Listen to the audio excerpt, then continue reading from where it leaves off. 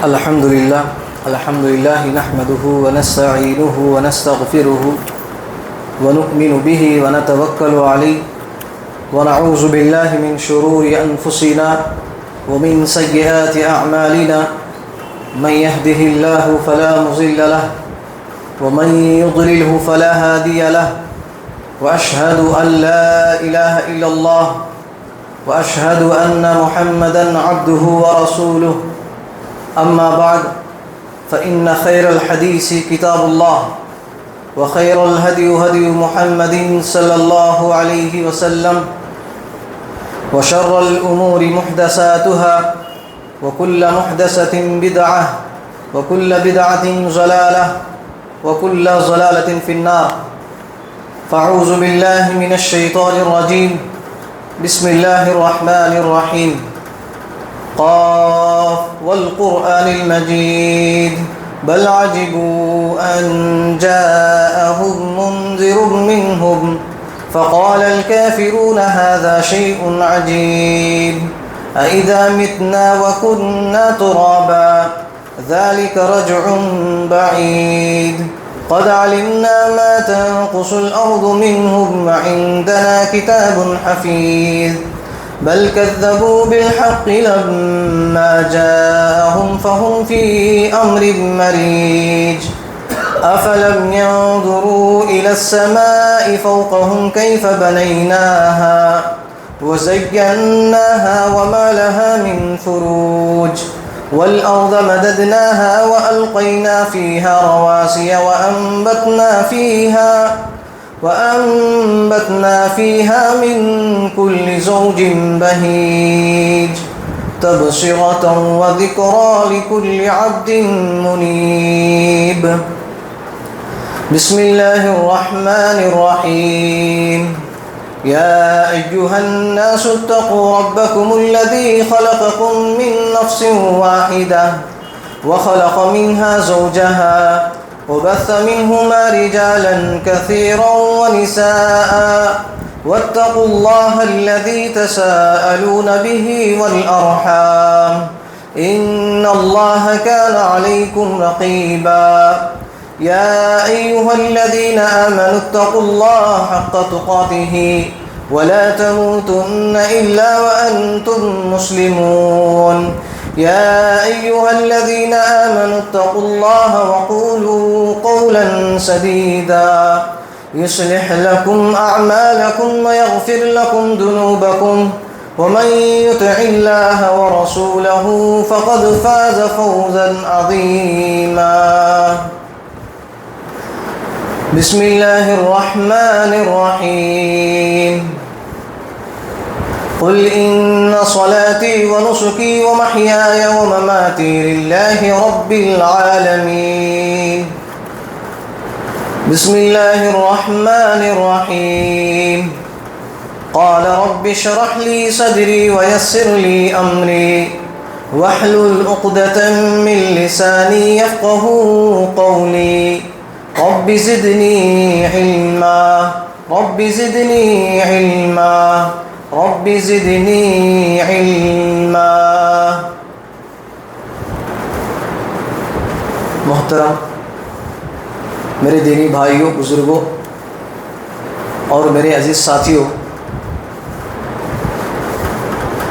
سب سے پہلے تمام قسم کی تعریف و توصیف، کبریائی و بڑائی، ہر قسم کی حمد و ثنا، سب کچھ اس اللہ رب العالمین کے لیے سزاوار ہے جس نے آج ہم سب کو یہاں پر کچھ دین کی باتیں سننے اور اس پر عمل کرنے اور ان باتوں کو دوسروں تک پہنچانے کا ایک بہترین سے بہترین موقع ہمیں عنایت فرمایا ہے. اور اللہ رب العالمین کا بے انتہا شکر احسان یہ ہے کہ ہمیں اس نے اس دنیا کی جو سب سے بڑی جو دولت ہے اسلام، اس دولت سے ہمیں سرفراز فرمایا ہے.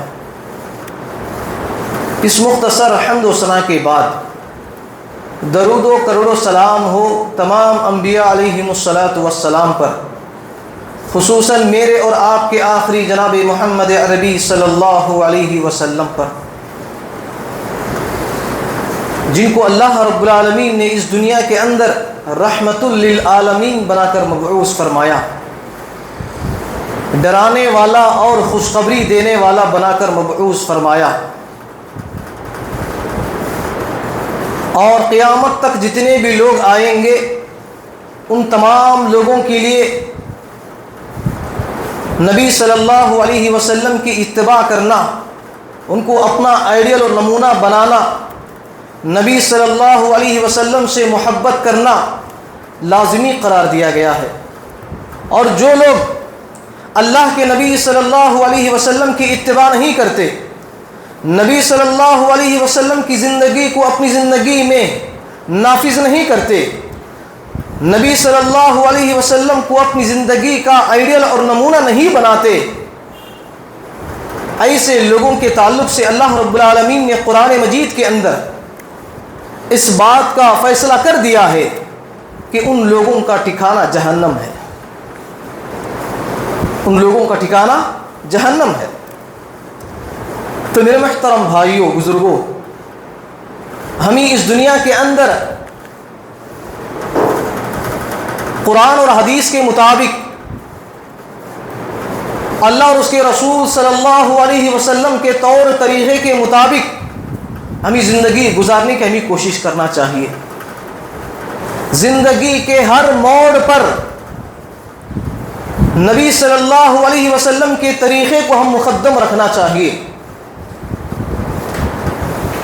زندگی کے ہر لمحے میں، ہر موڑ میں نبی صلی اللہ علیہ وسلم کی زندگی کو ہمیں مقدم رکھنا چاہیے۔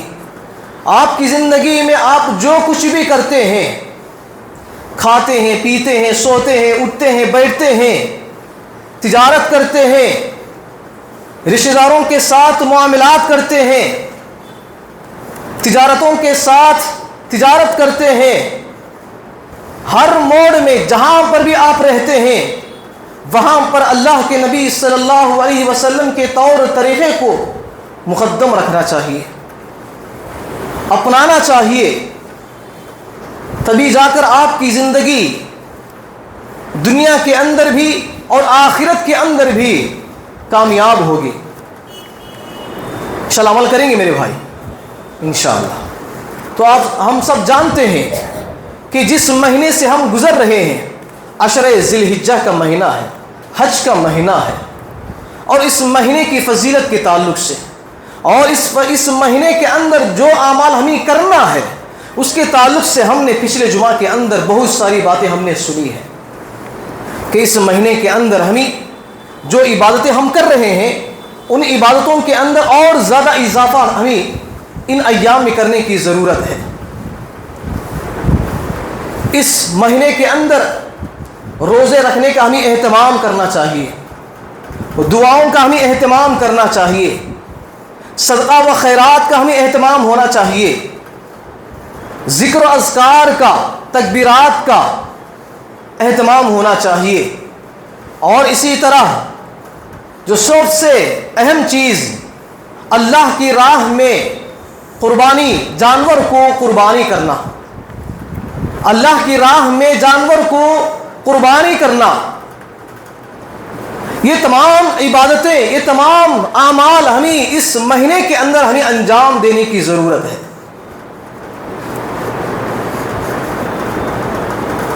تو جن اعمال کو پچھلے جمعہ کے اندر آپ لوگوں کے سامنے بیان کیے گئے، اس کے علاوہ اور بہت سارے ایسے اعمال ہیں جو ہمیں عید کی نماز پڑھنے سے پہلے ان اعمال کو جاننا، ان اعمال پر عمل کرنا بے حد ضروری ہے۔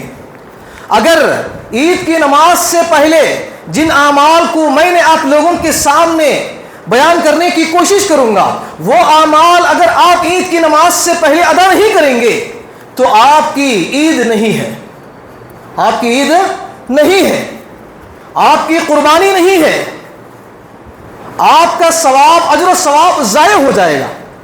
تو اسی لیے عید کی نماز ادا کرنے سے پہلے جن اعمال کو ہمیں کرنے کی ضرورت ہے وہ اعمال آپ لوگوں کے سامنے قرآن اور احادیث کی روشنی میں रखने की मैं कोशिश करूँगा। ज़रूरत इस बात की है कि जो बातें यहाँ पर कुरान और हदीस की रोशनी में अल्लाह और उसके रसूल की तौर तरीक़े के मुताबिक जो भी बयान किया जाता है, तो सबसे पहले मुझे और आपको इन बातों को सबसे पहले अमल करने की हमें कोशिश करना चाहिए। अपने आप में हमें इस्लाह करने की हमें कोशिश करना चाहिए, वरना यहाँ पर आपका आना बैठना सब बेकार हो जाएगा। इंशाअल्लाह अमल करेंगे मेरे भाई, इंशाअल्लाह। तो देखिए, सबसे पहले आज जुमा का दिन है। जैसा कि पिछले जुमा के अंदर इस बात को आप लोगों के सामने वाज़ेह किया गया कि ईद की नमाज से, ईद के दिन से पहले एक दिन कहे यौम अरफा का रोज़ा रखना चाहिए, यौम अरफा का रोज़ा रखना चाहिए। हालांकि 9 रोज़े रखने का एहतमाम हमें करना चाहिए। ख़ास तौर पर अल्लाह के नबी सल्लल्लाहु अलैहि वसल्लम ने यौम अरफा के ताल्लुक़ से बहुत ज़्यादा अहमियत दी है, बहुत ज़्यादा फजीलत दी है, और इसके ताल्लुक़ से बहुत सारे शुबहात लोगों के अंदर पाए जाते हैं यौम अरफा के ताल्लुक़ से। तो देखिए, उन्हीं शुबहात का इज़ाला करते हुए यौम अरफा के ताल्लुक़ से, यौम अरफा के दिन रोज़ा रखने के ताल्लुक़ से हमें ये बात जानना बेहद ज़रूरी है। वो ये है कि पहली बात, अल्लाह के नबी सल्लल्लाहु अलैहि वसल्लम ने फरमाया कि जो शख्स यौम अरफा का रोज़ा रखता है, ईद के दिन से पहले एक दिन यौम अरफा का रोज़ा जो शख्स रखता है, उसके अगले और पिछले तमाम गुनाहों का कफ़ारा वो एक रोज़ा बन जाता है। उसके गुनाह एक साल के अगले, एक साल के पिछले तमाम के तमाम माफ़ हो जाते हैं। शर्त क्या है? कबीरा गुनाहों से वो शख्स बचना चाहिए। तो ये बात हमें मालूम है। लेकिन मेरे मुहतरम भाइयों, कुछ लोगों के अंदर शुबहात ये है कि यौम अरफा का रोज़ा सऊदी अरब के हिसाब से रखा जाएगा, ना कि यहाँ के हिसाब से। बहुत सारे लोग कहाँ के हिसाब से रखते हैं? सऊदी अरब के हिसाब से रखते हैं, और ये कहते हैं कि यौम अरफा का दिन वहाँ पर एक ही दिन होता है। आप लोगों को मालूम होना चाहिए कि वहाँ पर सिर्फ यौम अरफा ही नहीं है मेरे भाई, ईद का दिन भी वहाँ पर एक ही दिन होता है, कुर्बानी का दिन भी एक ही दिन होता है, और ईद की नमाज भी एक ही वक्त में वहाँ पर पढ़ाई जाती है। तो ये तमाम इबादतों को छोड़कर वो सिर्फ यौम अरफा के रोज़ा ही के ताल्लुक़ से वो तरजीह देते कि वहाँ के हिसाब से रखना चाहिए। ये बात बिल्कुल दुरुस्त नहीं है मेरे भाई, ये बात बिल्कुल गलत है। अगर वहाँ के हिसाब अगर लगा लिया जाए तो रमज़ान के जो रोज़े हैं वो भी हमें उनके हिसाब से रखना होगा, ईद की नमाज भी उनके हिसाब से रखना होगा, शब क़दर की जो भी रातें हैं उनके हिसाब से इन्हें मनाना होगा, हर इबादत उन्हीं के हिसाब से मनाना होगा। तो ये बात बिल्कुल गलत है, क्योंकि अल्लाह के नबी सल्लल्लाहु अलैहि वसल्लम ने फरमाया कि चांद को देखकर तुम्हें रोज़ा रखो। जहाँ जहाँ पर लोग पाए जाते हैं वहाँ के हिसाब से तुम चांद को देखकर रोज़ा रखो, और चांद को देखकर रोज़ा को छोड़ दो। तो बहुत सारे लोग वहाँ के हिसाब से यौम अरफा के दिन का रोज़ा रखते हैं। तो हमें सोचना और इसके ताल्लुक़ से हमें फ़िक्र करना चाहिए, इसके बारे में सोचना चाहिए कि वो हालांकि वो सुन्नत है, वो अमल क्या है? रोज़ा रखना सुन्नत है, फ़र्ज़ भी नहीं है।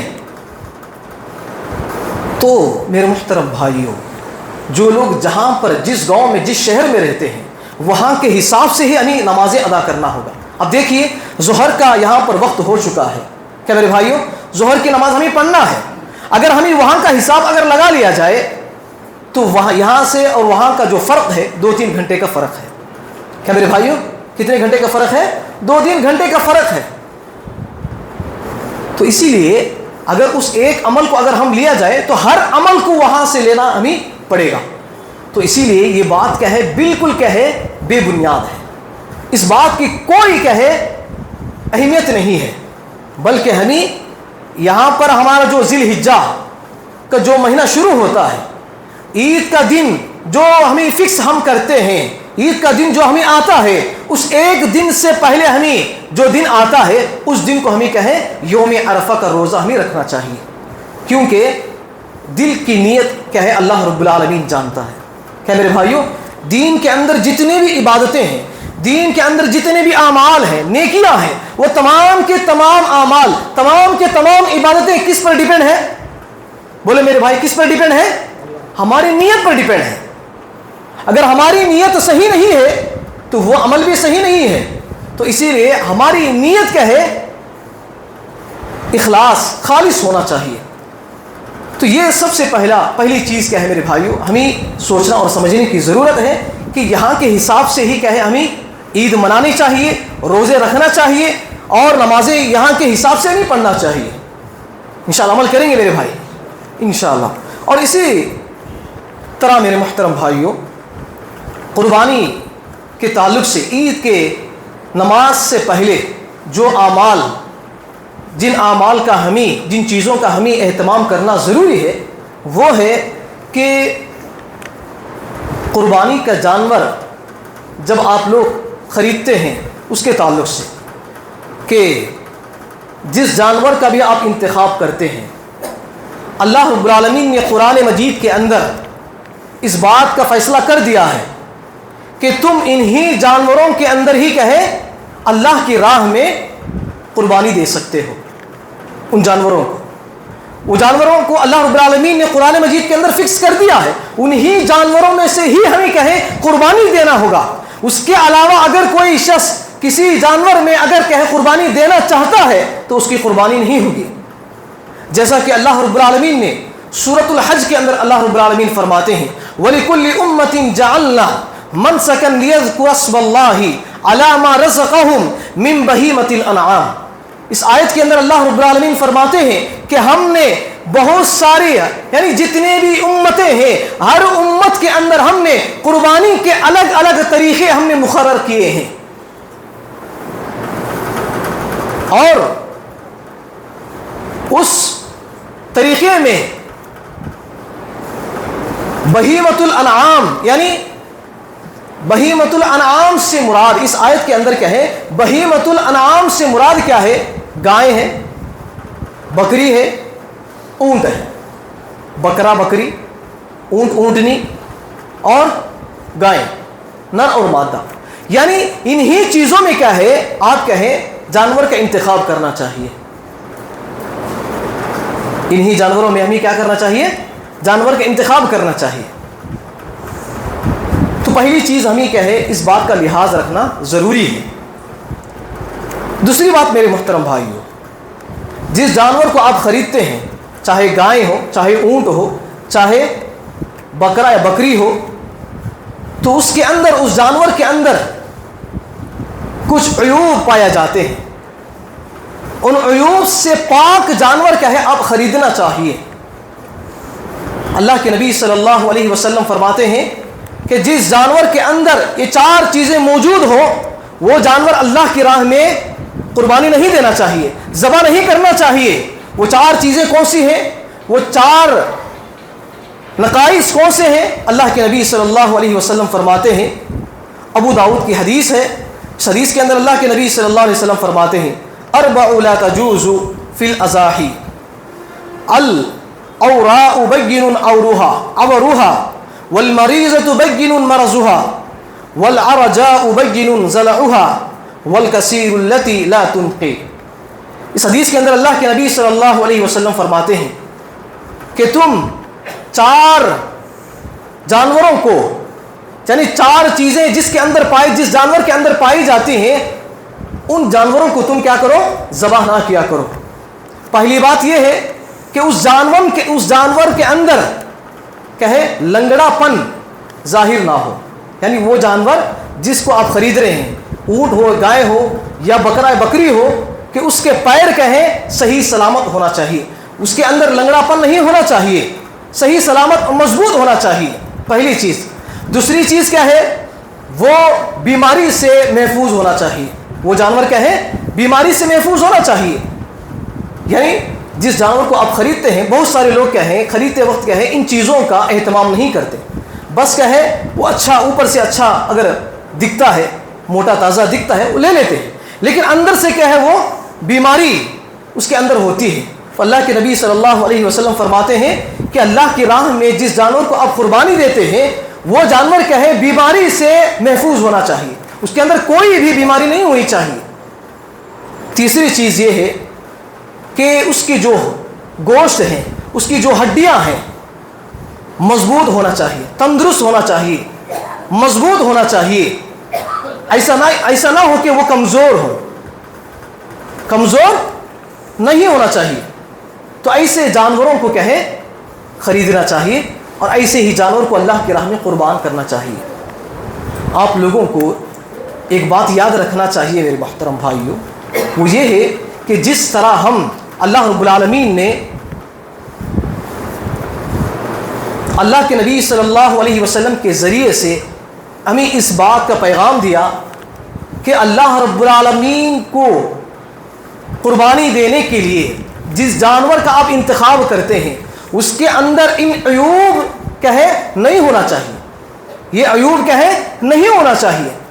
جب اللہ رب العالمین کے لیے ایک جانور جب آپ خریدتے ہیں اتنے سارے عیوب سے پاک ہو کر اس جانور کو خریدتے ہیں، تو اسی طرح کیا ہے جو شخص قربانی دینے والا ہوتا ہے وہ شخص بھی بہت سارے گناہوں سے، بہت ساری بے حیائی فحاشی کے گناہ کے کاموں سے اور بہت ساری کہے گناہوں سے وہ کہے پاک ہونا چاہیے۔ جس طرح ایک انسان کہے جانور کو خریدتا ہے، مضبوط طاقتور تندرست جانور وہ خریدتا ہے، تو اسی طرح کیا ہے وہ شخص ہونا چاہیے، جو شخص کہے قربانی دینے والا ہوتا ہے وہ شخص بھی کہے متقی پرہیزگار ہونا چاہیے۔ وہ شخص کہے جھوٹا، دھوکے باز، سود خور، رشوت لینے والا، رشوت دینے والا، اور جتنے بھی قرآن اور احادیث کے اندر اللہ رب العالمین نے بیان کیے ہیں ان تمام گناہوں سے وہ شخص پاک ہونا چاہیے، تبھی جا کر کہے اس کے اعمال، اس کی نیکیاں، اس کی عبادتیں اللہ رب العالمین کے بارگاہ میں کہے قبول ہوتی ہیں۔ جس طرح لنگڑا پن جانور اگر آپ اللہ کی راہ میں قربانی دیتے ہیں تو وہ جانور کہے قربانی نہیں ہوتی، تو اسی طرح آپ کی اعمال، آپ کی نیکیاں، آپ کی عبادتیں اللہ کی راہ میں، اللہ کی بارگاہ میں قبول ہونا ہے تو آپ بھی کہے اپنے جسم کو گناہوں سے پاک رکھنا چاہیے، اپنے آنکھوں کو گناہوں سے پاک رکھنا چاہیے، اپنے ہاتھوں کو گناہوں سے پاک رکھنا چاہیے، اپنے پیروں کو گناہوں سے پاک رکھنا چاہیے، تبھی جا کر آپ کی عبادتیں، آپ کی نیکیاں، آپ کی اچھائیاں اللہ رب العالمین کی بارگاہ میں قبول کی جاتی ہیں۔ اس لیے کہ اللہ رب العالمین پاک ہے اور پاک چیز ہی کو کہے قبول کرتا ہے۔ تو انشاءاللہ عمل کریں گے میرے بھائی انشاءاللہ۔ اور اسی طرح میرے محترم بھائیو، عید کی نماز سے پہلے جن چیزوں کا ہمیں اہتمام کرنا چاہیے وہ ہے جب آپ جانور کو ذبح کرتے ہیں تو یہ جانور کو ذبح کرنا عید کی نماز کے بعد کہے آپ کیا کرنا چاہیے؟ قربانی دینا چاہیے۔ بہت سارے لوگ ہیں کہ عید کی نماز سے پہلے ہی کہے جانور کو ذبح کر دیتے ہیں، جانور کو ذبح کر کے تقسیم کر دیتے ہیں۔ ایسے لوگوں کے تعلق سے احادیث کے اندر آتا ہے، حضرت جندب بن سفیان رضی اللہ عنہ اس حدیث کے راوی ہیں، وہ فرماتے ہیں کہ میں نے قربانی کے موقع پر اللہ کے نبی صلی اللہ علیہ وسلم کے ساتھ موجود تھا۔ اللہ کے نبی صلی اللہ علیہ وسلم ایک مرتبہ عید کی نماز، عید الاضحیٰ کی نماز ادا کر کے جا رہے تھے تو لوگوں کو دیکھا کہ عید کی نماز سے پہلے ہی بہت سارے لوگ جانوروں کو کہے ذبح کر کے تقسیم کر رہے تھے، کھا رہے تھے، پی رہے تھے۔ تو اللہ کے نبی صلی اللہ علیہ وسلم نے ان لوگوں سے کہا کہ جو بھی لوگ عید کی نماز سے پہلے جانور کو ذبح کر دیے ہیں وہ جانور قربانی اللہ کی راہ میں قربانی نہیں ہوگی، بلکہ وہ جانور کہے آپ کے لیے حلال تو ہو جائے گا، آپ کھا تو بھی سکتے ہیں، لیکن اللہ کی راہ میں وہ جانور کہے قربانی نہیں ہوگی۔ تو اس بات کو بھی کہے ابھی ذہن نشین کر لینا چاہیے کہ بہت سارے لوگ عید کی نماز کہے نہیں پڑھتے، لیکن کہے ایسے ہی کہے جا کر کہے قربانی کا یعنی جانور کو کہے ذبح کر دیتے ہیں، ان کا جانور کہے قربانی نہیں ہوتی میرے بھائی۔ عید کی نماز آپ کی جان، آپ کا جو قربانی جو دینا ہے اللہ کی راہ میں قبول ہونے کی سب سے پہلی شرط یہ ہے کہ عید کی نماز کے بعد ہی کہے آپ جانوروں کو ذبح کرنا چاہیے۔ عید کی نماز سے پہلے جو بھی لوگ کہیں جانوروں کو ذبح کر دیتے ہیں تو ان کی قربانی نہیں ہوگی۔ جانور تو حلال ہو جائے گا، وہ گوشت تو حلال ہو جائے گا، گوشت تو کہیں کھا سکتے ہیں، دوسروں کو دے سکتے ہیں، لیکن اللہ کی راہ میں جو قربانی جس نیت سے آپ دے رہے ہیں وہ نیت اس کا اجر کہے آپ کو نہیں ملے گا۔ انشاءاللہ عمل کریں گے میرے بھائی انشاءاللہ۔ اور اسی طرح اسی کے تعلق سے ایک دوسری حدیث آتی ہے، ایک صحابی تھے، وہ کہتے ہیں کہ میرے خالوں نے عید کی نماز سے پہلے ہی کہے جانور کو ذبح کر دیا، تو اللہ کے نبی صلی اللہ علیہ وسلم نے فرمایا، اللہ کے نبی صلی اللہ علیہ وسلم نے فرمایا من ذبح قبل الصلاة فإنما ذبح لنفسه ومن ذبح بعد الصلاة فقد تم نسكه وأصاب سنة المسلمين۔ بخاری کے اندر یہ حدیث موجود ہے۔ اللہ کے نبی صلی اللہ علیہ وسلم نے اس صحابی سے کہا کہ جو شخص عید کی نماز سے پہلے جانور کو ذبح کر دیتا ہے، قربانی دے دیتا ہے، فإنما ذبح لنفسه، بس وہ ذبح کیا ہوا جانور صرف اسی کے لیے ہے، وہ کھا سکتا ہے، دوسروں کو دے سکتا ہے، لیکن اللہ رب العالمین کے پاس کیا ہے قربانی کا اجر و ثواب اس کو نہیں دیا جاتا۔ اور اسی طرح جو شخص کہے نماز کے بعد جانور کو ذبح کرتا ہے، قربانی دیتا ہے، تو وہ اللہ کی راہ میں کہے قربانی کرنے کا جو اجر و ثواب ہے وہ اجر و ثواب کیا ہے اس کو دیا جاتا ہے۔ انشاءاللہ عمل کریں گے میرے بھائی انشاءاللہ۔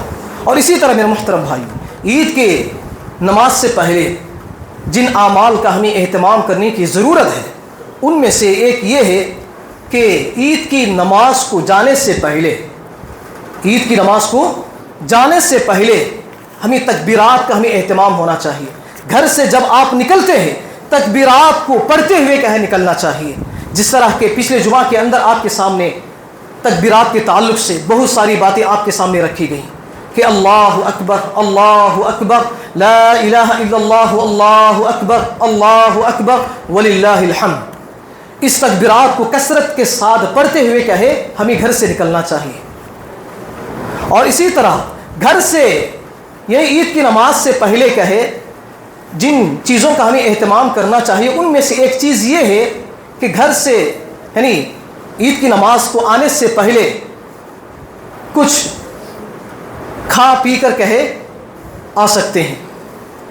اللہ کے نبی صلی اللہ علیہ وسلم کی ایک حدیث ہے، اس حدیث کے اندر اللہ کے نبی صلی اللہ علیہ وسلم باقاعدہ رمضان کا جو عید ہے، عید الفطر کی جو نماز ہے، اس نماز کو ادا کرنے سے پہلے اللہ کے نبی صلی اللہ علیہ وسلم گھر سے کہے کچھ کھجوریں کھا کر کہے نکلتے تھے۔ جب عید الاضحیٰ کی نماز کے لیے جب اللہ کے نبی صلی اللہ علیہ وسلم نکلتے تھے تو کوئی بھی کچھ بھی نہیں کھاتے تھے، یہاں تک کہ عید کی نماز کہے ختم ہو جاتی۔ عید کی نماز کے بعد کہے اللہ کے نبی صلی اللہ علیہ وسلم کھایا کرتے تھے۔ کب؟ عید الاضحیٰ کی یعنی بقرہ عید کی جو عید ہے اس نماز کے بعد اللہ کے نبی صلی اللہ علیہ وسلم کھایا کرتے تھے۔ آج معاشرے کے اندر اگر ہم دیکھتے ہیں کہ عید کی نمازیں کیا ہے 11 بجے 10 بجے 9 بجے کہے پڑھی جاتی ہیں، جبکہ اللہ کے نبی صلی اللہ علیہ وسلم کے زمانے میں کہے بہت ہی فجر نماز کے بعد تھوڑی دیر کے بعد کہے عید کی نماز کہے ادا کی جاتی تھی۔ اسی وجہ سے کہے اللہ کے نبی صلی اللہ علیہ وسلم عید الاضحیٰ کی نماز کی ادا کرنے سے پہلے کہے کچھ بھی نہیں کھاتے تھے۔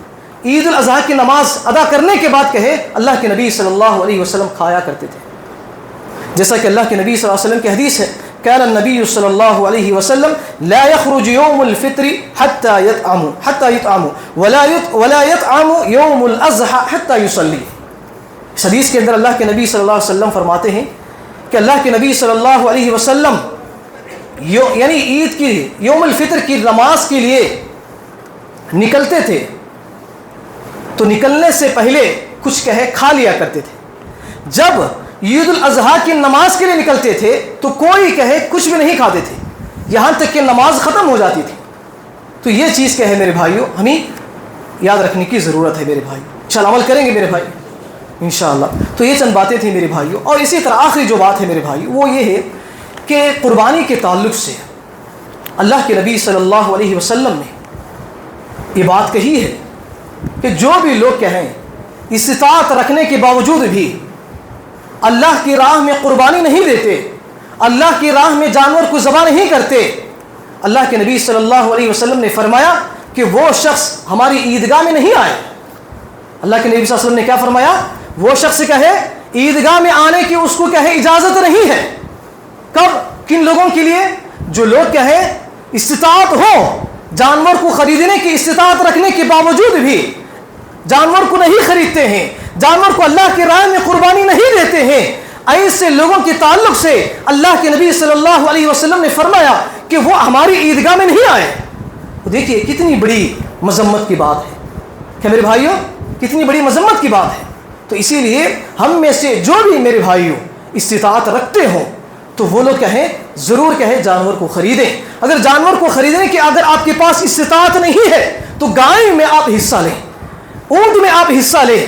اللہ کے نبی صلی اللہ علیہ وسلم کی باقاعدہ حدیث بھی ہے، ایک صحابی تھے، وہ صحابی اللہ کے نبی صلی اللہ علیہ وسلم کے ساتھ میں تھے، سفر میں تھے، کہ وہ صحابی کہتے ہیں کہ ہم سفر میں تھے کہ سفر کی حالت میں ہی عید الاضحیٰ کی نماز ہمیں آ جاتی ہے، تو ہم عید الاضحیٰ کی نماز سے پہلے ہم ایک گائے میں 7 افراد شریک ہو کر اس جانور کو اللہ کی راہ میں قربانی ہمیں کرتے تھے، اور اونٹ میں 10 لوگ شریک ہو کر ہم نے قربانی دے دی۔ تو اس طرح میرے محترم بھائیوں، اگر آپ کے پاس ایک جانور خریدنے کی اگر آپ کے پاس استطاعت نہیں ہے تو حصہ لے کر اللہ کی راہ میں قربانی دینے کی کوشش کریں، انشاءاللہ عمل کریں گے میرے بھائی انشاءاللہ۔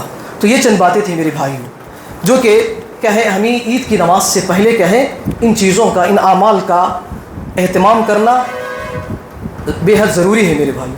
اگر ان چیزوں کا اگر آپ اہتمام نہیں کرتے ہیں تو سمجھ لیجئے کہ آپ کی عید نامکمل ہے، آپ کی خوشی نامکمل ہے، آپ کی قربانی نامکمل ہے۔ انشاءاللہ عمل کریں گے میرے بھائی انشاءاللہ۔ تو سب سے اہم چیز جو ہے میرے بھائی وہ ہے کہ اللہ رب العالمین نے قرآن مجید کے اندر فرمایا قل ان صلاتی ونسکی ومحیای ومماتی للہ رب العالمین۔ اللہ رب العالمین نے نبی صلی اللہ علیہ وسلم سے فرمایا اے نبی آپ ان لوگوں سے کہہ دیجئے، آپ لوگوں سے کہہ دیجئے کہ میری نماز، میری قربانی، میری زندگی، میری موت صرف اللہ رب العالمین کے لیے ہے۔ تو یہ چیز سب سے پہلے آپ مقدم رکھنا چاہیے۔ آپ نماز پڑھتے ہیں اللہ رب العالمین کے لیے پڑھنا چاہیے، قربانی دیتے ہیں اللہ رب العالمین کے لیے دینا چاہیے، آپ جو زندگی گزارتے ہیں اس زندگی کو بھی اللہ رب العالمین کے لیے زندگی گزارنا چاہیے۔ جب آپ کی موت آتی ہے تو موت کی حالت میں آپ توحید پرست موحد ہونا چاہیے، آپ کی زندگی اور موت بھی اللہ رب العالمین ہی کے لیے ہونی چاہیے میرے بھائیوں، تبھی جا کر میرے بھائیوں آپ جنت کو حاصل کریں گے، جہنم کے عذابات سے آپ بچ سکیں گے۔ انشاءاللہ عمل کریں گے میرے بھائی انشاءاللہ۔ تو یہ چند باتیں تھیں میرے بھائیوں جو میں نے آپ لوگوں کے سامنے قرآن اور احادیث کی روشنی میں اللہ اور اس کے رسول صلی اللہ علیہ وسلم کے طور طریقے کے مطابق میں نے سمجھانے کی کوشش کی ہے۔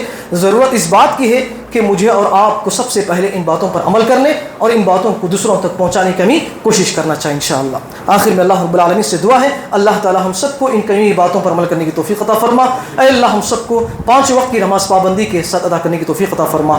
اے اللہ ہم سب کو شرک اور بدعات، بڑے بڑے گناہوں سے، کبیرہ گناہوں سے حفاظت عطا فرما۔ اے اللہ ہم سب کو مرتے دم تک توحید پر قائم رہنے کی توفیق عطا فرما۔ اے اللہ ہم سب کے نیک اعمال کو، عبادتوں کو، نیکیوں کو، قربانیوں کو قبول عطا فرما۔ اے اللہ ہم سب کو آپس میں محبت و اخوت، بھائی چارگی کے ساتھ، ملنساری کے ساتھ زندگی بسر کرنے کی توفیق عطا فرما۔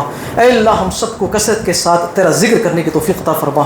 اے اللہ ہم سب کو کثرت کے ساتھ صدقہ و خیرات کرنے کی توفیق عطا فرما۔ اے اللہ ہم سب کو کثرت کے ساتھ قرآن مجید کی تلاوت کرنے کی توفیق عطا فرما۔ اے اللہ ہم سب کو قرآن اور حدیث کے مطابق اپنی زندگی گزارنے کی توفیق عطا فرما۔ اے اللہ ہم سب کو جنت الفردوس میں اعلیٰ مقام عطا فرما۔ اے اللہ ہم سب کو جہنم جیسی قبیح جگہ سے ہمیں حفاظت عطا فرما۔ آمین یا رب العالمین۔ السلام علیکم ورحمۃ اللہ وبرکاتہ۔